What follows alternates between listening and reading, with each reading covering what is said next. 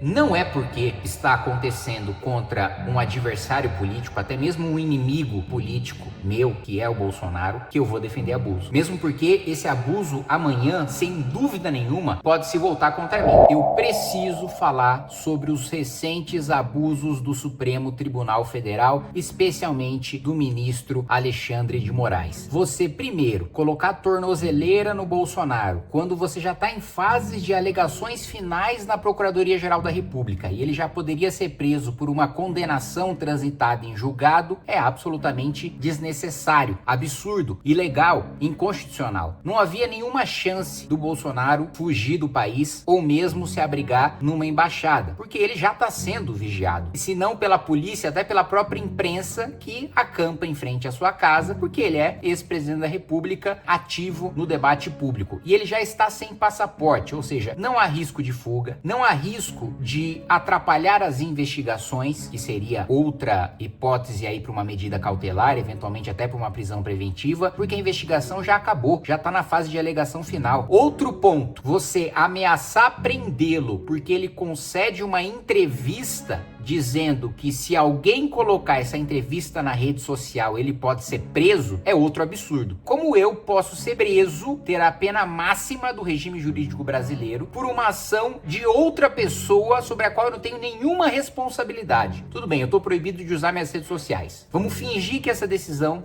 de não utilizar redes sociais foi uma decisão legal e constitucional, que não foi, mas vamos fingir que tenha sido. Aí eu concedo uma entrevista, Aí tá lá, quando você concede uma entrevista coletiva, todos os veículos, e você não tem controle dos veículos que estão fazendo a cobertura daquela sua entrevista coletiva, porque pelo próprio nome ela é coletiva. Aí vamos supor, que eu concedo uma entrevista para a Folha de São Paulo e a Folha de São Paulo publica nas suas redes sociais, como faz com toda entrevista praticamente, publica divulgando essa entrevista nas suas redes sociais. Eu sou preso preventivamente por descumprir ordem judicial porque um terceiro publicou nas redes sociais sem que haja nenhuma comprovação de que esse terceiro agiu junto comigo, ou alguém acha que a Folha de São Paulo tá coordenando com o Bolsonaro antes de lançar no seu Twitter uma matéria. O Estadão tá conversando com o Bolsonaro e sendo um proxy, um braço do Bolsonaro quando lança uma entrevista dele na rede social. Ridículo. Não à toa, foi uma das primeiras vezes em que Alexandre de Moraes voltou atrás, porque até a Globo colocou isso como um abuso, inclusive contra a liberdade de imprensa, não apenas contra a liberdade individual do Bolsonaro de conceder entrevistas, como liberdade de imprensa. Não é porque está acontecendo contra um adversário político, até mesmo um inimigo político meu, que é o Bolsonaro, que eu vou defender abuso. Mesmo porque esse abuso amanhã, sem dúvida nenhuma, pode se voltar contra mim. Aliás, pode se voltar no futuro, talvez daqui a 10 anos, 15 anos, contra a própria esquerda. A esquerda acha que vai ter maioria para sempre no Supremo Tribunal Federal. A esquerda se esquece que lá atrás ela própria criticou o Supremo no mensalão e na Lava Jato, enquanto ainda o Supremo dava maioria para confirmar as condenações. Ou seja, não é sempre que o Supremo Tribunal Federal garante maioria para o PT, não é sempre, eu estou dizendo na história, para o PT, para a esquerda. Amanhã nós podemos ter uma maioria de ministros do Supremo de direita. E vamos supor que esses ministros decidam perseguir e atropelar o devido processo legal, como está acontecendo agora contra Bolsonaro, contra um esquerdista. Eles vão falar o quê? Vão ter que aceitar caladinhos, porque se aceitaram contra os seus adversários, depois não tem moral nenhuma para falar quando o abuso acontecer contra eles. Então não é porque é contra Bolsonaro, e assim, quem não sabe o que eu penso sobre Bolsonaro, pesquise meus discursos e vídeos passados, que eu vou defender abuso. Já começa com uma mudança,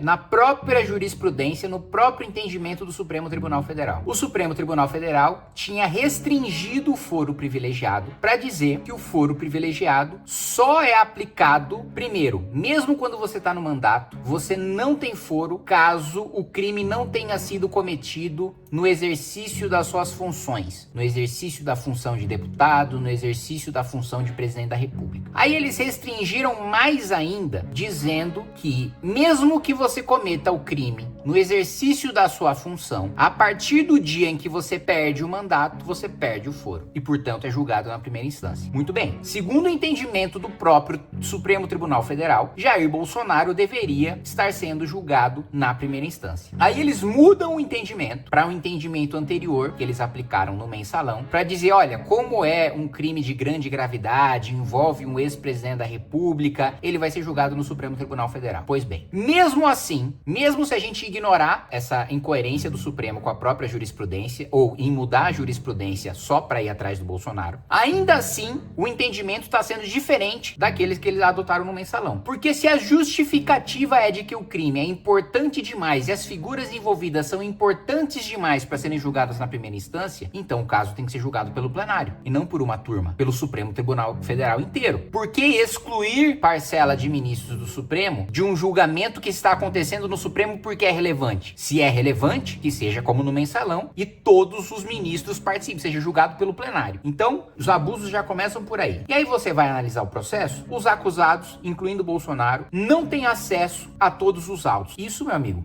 eu não sou nenhum criminalista, mas é caso de nulidade do julgamento, da completa invalidade de todos os atos desse julgamento, porque não há processo penal sem ampla defesa e contraditório, sem que a defesa tenha acesso a tudo o que foi produzido contra o acusado para exercer o seu direito de contraditar tudo aquilo que foi dito contra o acusado. O processo já está no fim, ele já está sem passaporte. Por que colocar tornozeleira? Para quê? É claramente um capricho do Alexandre de Moraes em querer demonstrar força em resposta ao Trump. Mas não cabe, não é papel de ministro da Suprema Corte se envolver em atritos, né, ou relações internacionais. Quem tem que resolver o problema com o Trump é o Lula, não é o Alexandre de Moraes. Posso odiar o Lula, posso não ter votado no Lula, posso defender o impeachment dele, posso ser um deputado de oposição até a alma, mas ele é o presidente da República, quem resolve o problema diplomático é ele. Eu sei que ele não vai resolver nada, mas é o papel dele. Jurídico é o papel dele, não do Alexandre de Moraes. Aí, nós temos também a bizarrice recente do deputado federal, posso discordar dele, mas ele é deputado federal, foi eleito, o Hélio Lopes. O Hélio Lopes decide fazer um protesto pacífico em frente ao Supremo Tribunal Federal, colocando sua barraquinha lá. Eu fiquei acampado 27 dias em frente ao Congresso Nacional, em área de segurança nacional, para protestar pelo impeachment da Dilma. Naquela época, o Supremo Tribunal Federal não falou nada. O Supremo Tribunal Federal deixou, como deveria deixar sempre, segundo a própria jurisprudência, manifestações pacíficas acontecerem na esplanada, né, na Praça dos Três Poderes. Um deputado federal, na época não era deputado federal, era um mero militante, tinha 19, 20 anos de idade. Um deputado federal eleito não pode fazer uma manifestação pacífica e silenciosa em frente ao Supremo Tribunal Federal. Uma democracia pressupõe que decisões judiciais, administrativas, políticas, legislativas, todas possam ser questionadas. Todas possam ser alvo de protesto.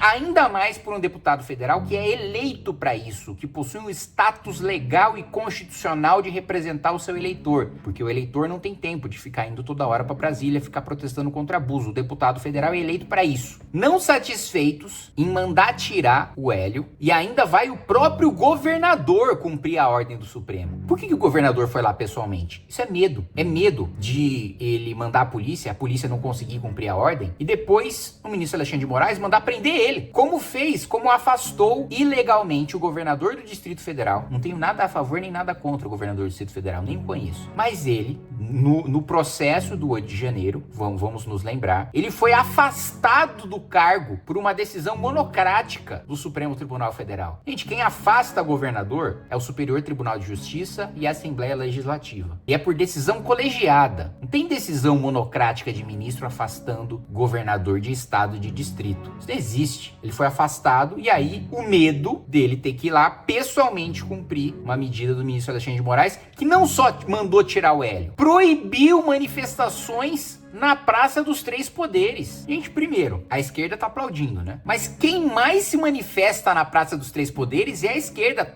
Eu tô lá, toda semana tem sindicato, tem CUT, tem UNE, tem MST, tem tribo indígena, toda semana tem. Aí agora eles vão aplaudir, proibir. Gente, olha a gravidade dessa decisão. Proibir manifestações na Praça dos Três Poderes, impedir numa democracia que a população se manifeste Mostre a sua indignação no núcleo, no centro do poder. Isso me lembra até uma piada que o Ronald Reagan contava, né? Ele dizia que um americano estava conversando com um soviético e aí o americano falava: olha, no meu país eu posso colocar uma caixa em frente à Casa Branca, subir nessa caixa e falar fora Ronald Reagan. Você pode fazer a mesma coisa? Aí o soviético disse: posso. Eu posso chegar lá no Kremlin, colocar uma caixa, subir na caixa e falar fora Ronald Reagan. Assim, é uma piada para ilustrar o autoritarismo de não se poder protestar contra a autoridade máxima ou outras autoridades do seu país, que é coisa de ditadura. Para se proteger a democracia, numa democracia, utilizam-se instrumentos democráticos. Sob a justificativa de se combater uma ditadura, numa democracia não se implementa outra ou não se utiliza de instrumentos autoritários para combater o autoritarismo. É o seguinte, ó, tô com uma dor na perna, doutor. Aí o doutor vai lá e corta a sua perna fora. É isso que tá acontecendo. Aí você pode me perguntar, mas e aí você, Kim, você é deputado federal? O que você vai fazer em relação a isso? Gente, tudo que eu posso fazer em relação a isso, eu já fiz e eu faço. O primeiro movimento a ingressar com pedido de impeachment de um ministro do Supremo Tribunal Federal desde a redemocratização chama-se Movimento Brasil Livre. Eu assinei essa peça. Tá lá meu nome. Assim, existem pedidos de impeachment protocolados pela MBL, quase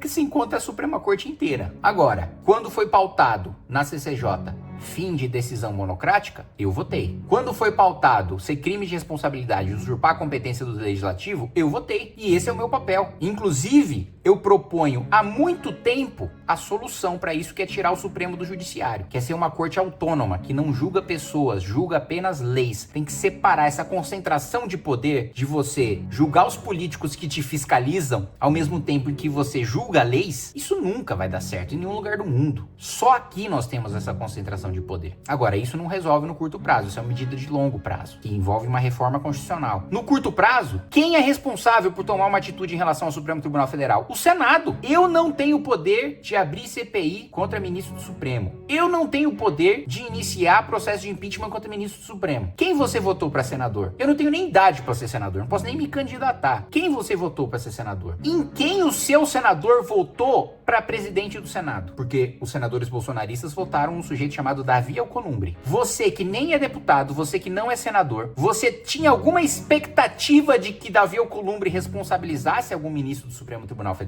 Não, né? Você acha que o seu senador não sabia disso? O seu senador de direita não sabia disso na hora de votar no Davi Alcolumbre? Eu não posso fazer.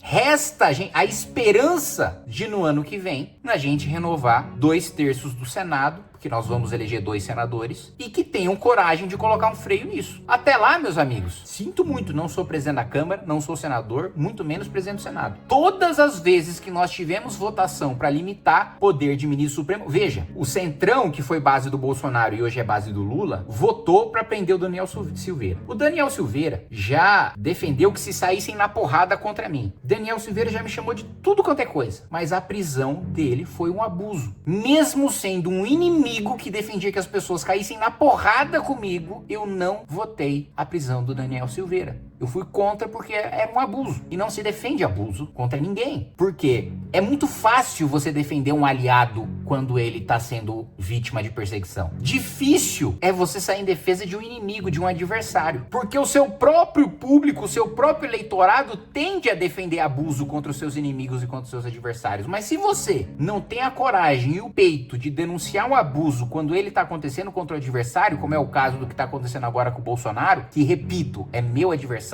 não tenho outras expectativas em relação a mim, em relação à minha postura, ao meu discurso. Eu nunca escondi de ninguém o meu posicionamento em relação ao Bolsonaro. Agora, não é porque ele é um adversário que eu vou defender o abuso que está acontecendo contra ele. Tá bom? Um abraço e até mais.